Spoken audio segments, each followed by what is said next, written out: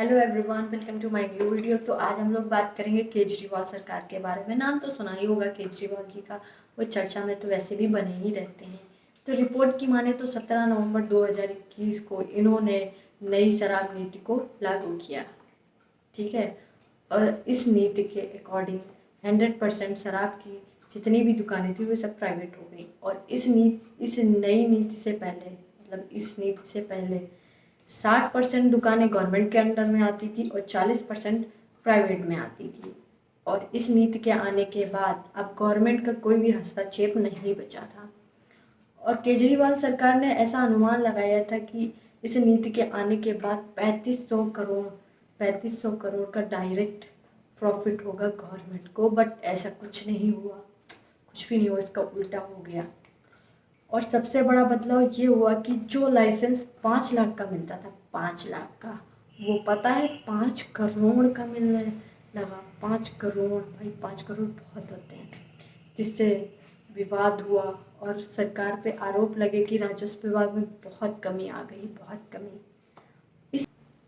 इस नीति से पहले जो 750 ml की शराब की बोतल थी वो 530 रुपये की मिलती थी, जिसमें 33 रुपये का प्रॉफिट रिटेलर को होता था, जो रिटेलर कारोबारी होता था, और 330 रुपये का प्रॉफिट गवर्नमेंट को होता था। और इस नीति के आने के बाद जो 750 ml की शराब की बोतल थी वो 560 की हो गई, और उसमें रिटेलर को मतलब 363 का प्रॉफिट होने लगा और गवर्नमेंट को 3.5 रुपीज़ का प्रॉफिट।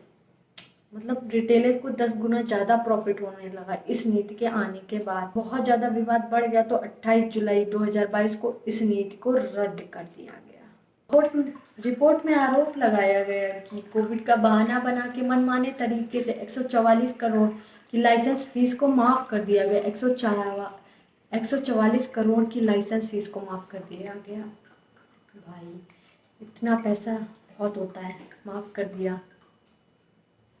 शराब घोटाले का खुलासा तत्कालीन मुख्य सचिव नरेश कुमार की रिपोर्ट से हुआ। उन्होंने दिल्ली सरकार मतलब केजरीवाल सरकार पर बड़े बड़े आरोप लगाए।